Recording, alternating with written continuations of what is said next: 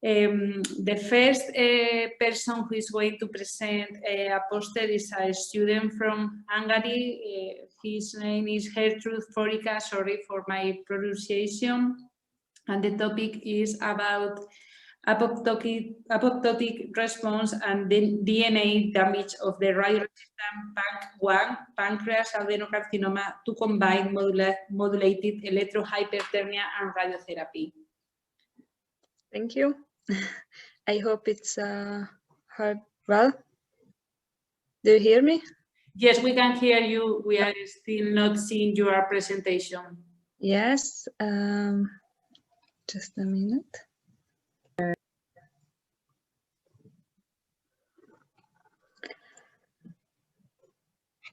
Okay. Great. So I will follow the pancreas line. This is a study published this year, and it represents my a part of my PhD work. This is an in vitro study with cell lines.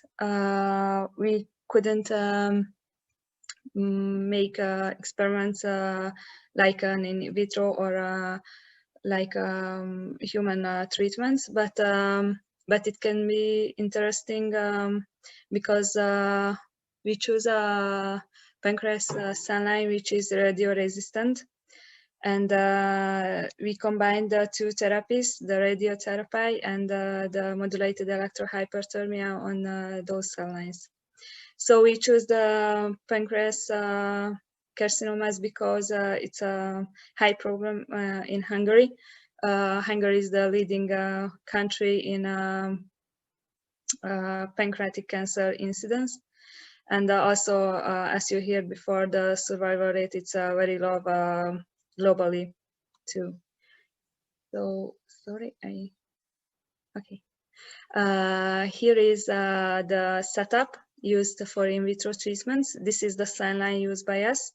This is the PANC1 pancreas adenocarcinoma, which is a typical cell line for pancreatic cancers with KRAS mutation, SMAD mutation. So it's a kind of a typical pancreatic adenocarcinoma. And this is the in vitro system of modulated electro-hyperthermia. We grow the cell lines on this glass cover slips and treated for a different period of time between these two electrodes. So these are a part of our results.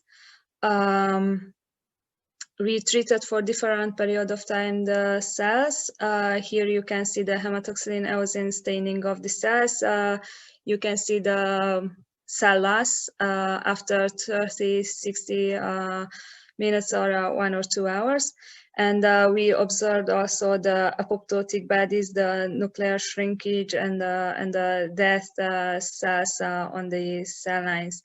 Counting the viable cells, we observed a statistical significant difference between the control groups and double treated or just hyperthermia treated cells. We choose the 60 minutes treatment period of time, and we observed the cell loss it's causing by an apoptotic cell death. Here with the propadium iodide and annexin 5 double staining, you can observe the early apoptotic population, which means that the cells doesn't die with necrosis, but with programmed cell death. Also, the Caspase-3 positive cell nuclein was increased in the double treated and also in the hyperthermia treatment cell cultures. Okay, we also looked for a cell cycle analysis. Here you can see the sub G1 phase of the cell cultures. increased in hypothermia treatment and double treatment cell cultures.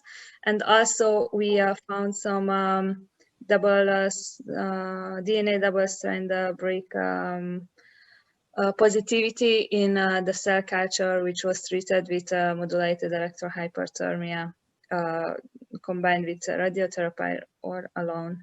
Also, here is the paper published. You can access from this link if you are interested.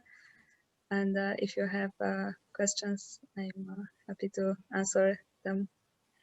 Yeah, thank you, Gertrúd. It's very interesting, and congratulations for your research. I think we don't have much time for questions, but maybe someone may want to send you an email or something, because I think it's really interesting, and congratulations, because I think it's good that as a student you begin with this type of research. So thank you. Thank you very much. Thank you. And I am going to move to the next student who is going to present a poster. Is Lea Danics from Hungary also, and is going to speak about modulated electro-hyperthermia in combination with head shock response inhibitors significantly increased tumor cell death. Very interesting, the title also, so let's see. Sorry, I see one comment in the chat box, but maybe later we can comment on that, or maybe send an email in order to move forward. Thank you. Thank you very much. Good morning. Can you see my screen? Yes, but we don't hear you very well. Oh. It's like very low.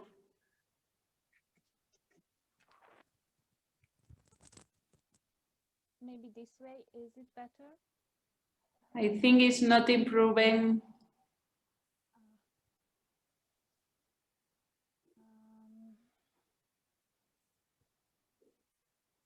Okay.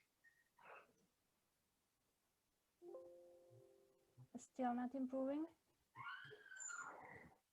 Yeah. Still not improving? Now better. If you put that in front of your mouth, is better, okay? Okay. Okay, then sorry for the inconvenience. So thank you for the opportunity for being here. First, I would like to very quickly present the protocol we used for our experiment. Our study group is investigating the effects of MEHT on triple-negative breast cancer models in vitro and in vivo also. For in vivo experiments, we used female biopsy mice, and we inoculated 41 triple-negative breast cancer cells, murine triple-negative breast cancer cells, into the fourth inguinal memory fat pad, creating orthotopic isografts or tumors. And we treated the tumors in this protocol 2 times with MEHT treatments for 30 minutes. And we repeated these treatments 48 hours intervals. The sampling was made from the tumors 24 hours after the treatment. Here I present some of our results in vivo. We detected that even after 2 treatments, the number of viable tumor cells in the MEHT treated group was significantly lower. We used this in vivo imaging system for detecting the viable tumor cells. The less fluorescent or the emitting light represented less viable tumor cells.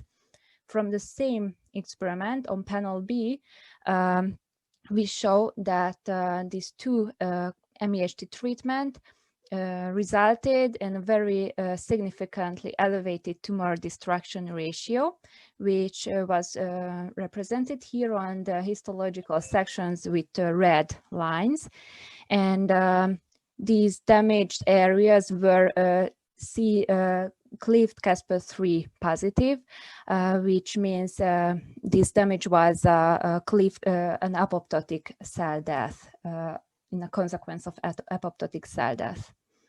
The other very robust difference between sham and MEHT treated group was the very intense HSP70 expression, mainly on protein level on the tumors. We investigated this on histological sections, and we also could locate that this very high HSP70 expression was located surrounding the dead area. So we say the surviving cells expressed the most HSP70. And since we were very interested in the dynamics of the HSP70 and the heat shock response, we investigated in a separate experiment the dynamic of the heat shock on mRNA, messenger RNA, and on protein level. And we could see that both mRNA and both the protein level of HSP70 is very highly elevated upon MEHT treatment. And since this heat shock response is one of the major defense mechanisms of the tumors upon hypothermia, we hypothesized that the inhibition of this heat shock response may potentiate or improve the therapeutic effect of MEHT. For this, we designed an in vitro protocol, which basically started with the culturing of the same 41 triple negative cells. Then we incubated with these cells with certain heat shock response inhibitors.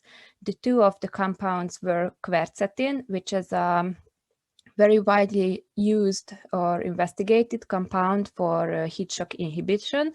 However, its effect is quite abundant. And we used a very new compound called CRIB11, which is a very specific inhibitor of the heat shock response. Dimethyl sulfoxide was used as a control since these compounds were dissolved in the MSO. The hypothermic treatment, MEHT treatment, was conducted with Labehit 200 for 30 minutes, just like in the in vivo protocol, just only once. And we made the sampling and analysis at 2 different time points. On panel A, I would like to show the results of HSP70 expression analysis based on qPCR measurements.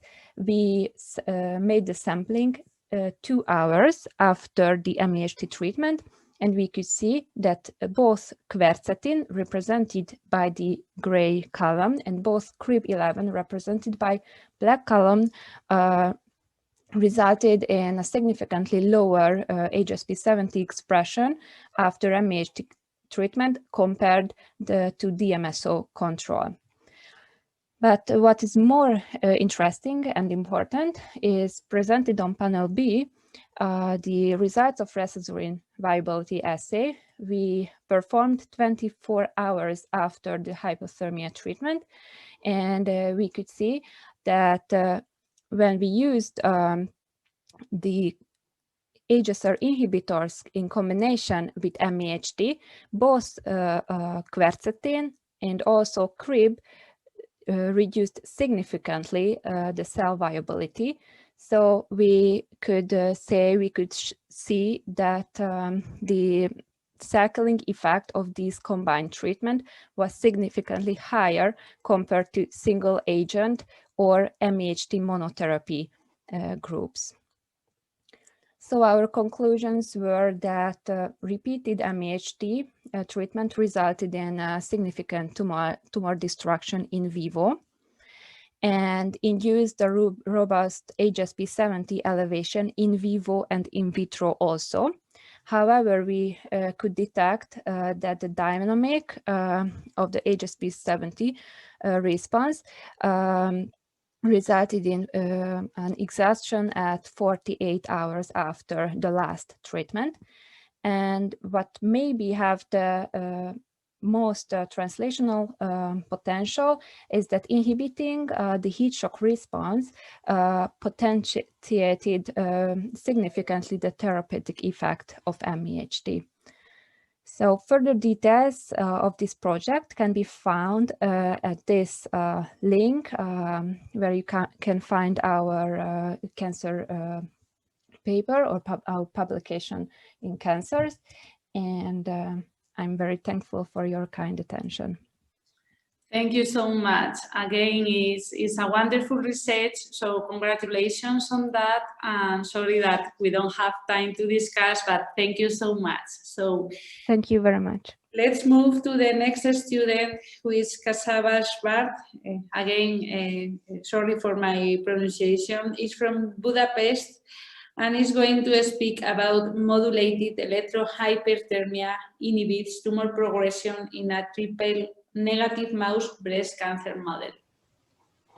So yeah, while they put the presentation, then we will have a short video to relax our mind, and we will be back and we will have the video again at the end if someone wants to see everything.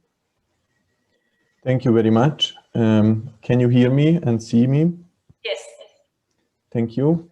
So, dear audience, thank you for the opportunity for presenting our results also in modulated electro-hyperthermia in triple negative breast cancer mouse model, focusing on the systemic immune responses and the tumor progression.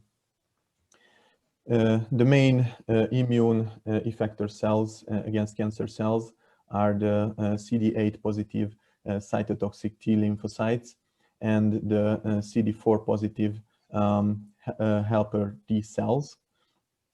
That are they are the most efficient anti-cancer immune cells. The cancer cells are also using immune evading mechanisms. One of them is the production of cytokines like granulocyte colony stimulating factor. This cytokine stimulates the immature myeloid cells in the bone marrow, and therefore it causes a shift in the systemic immune responses. It increases the ratio of granulocytes in the circulation and decreases the ratio of lymphocytes in the circulation. This is called leukemoid reaction that has a very bad prognostic value.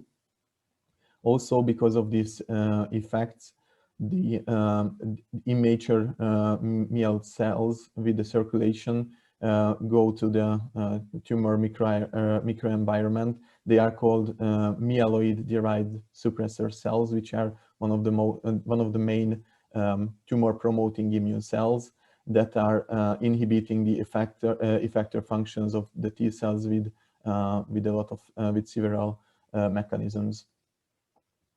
Modulated electro-hyperthermia is a non-invasive treatment method used in the clinics, and it utilizes the difference of the bioelectric and metabolic differences of cancer cells. Therefore, it doesn't affect the bone marrow like chemotherapy does in cancer treatments.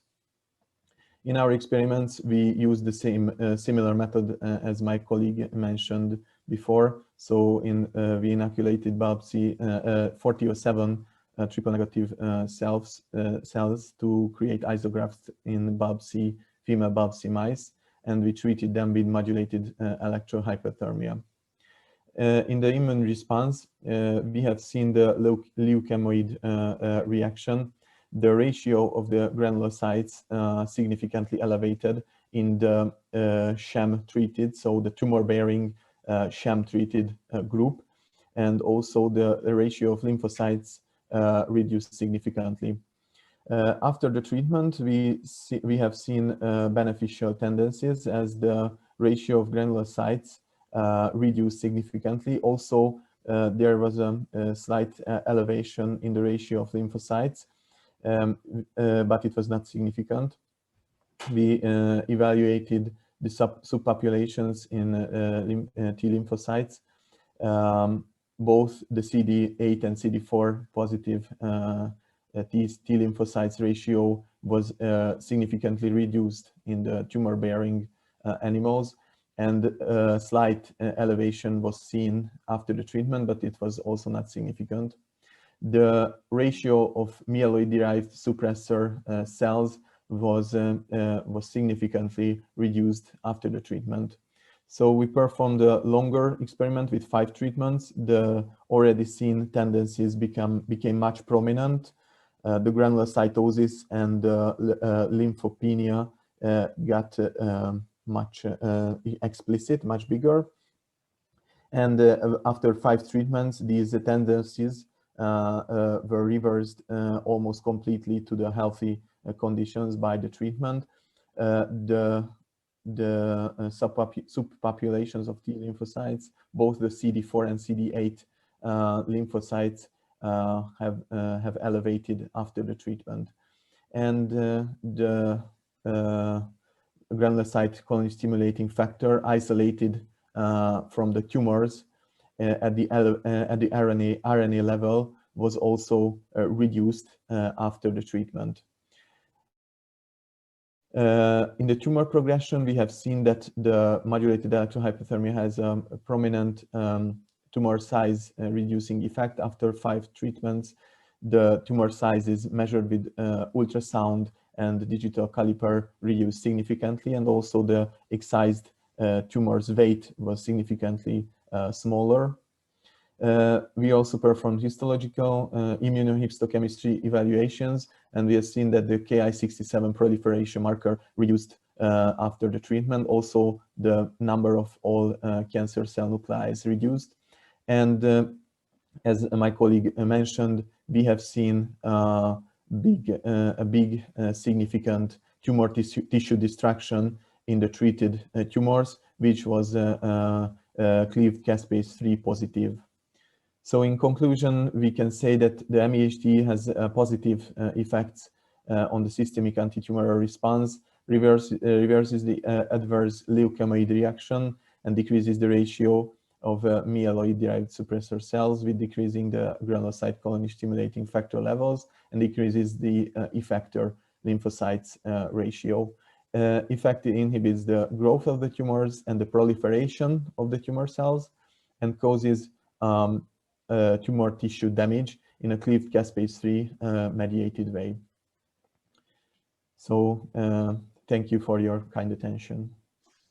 Thank you again for your research, very interesting also. And now we are going to put that video for 5 minutes only. We need to be back in 5 minutes, and we will see part of the slides of the video.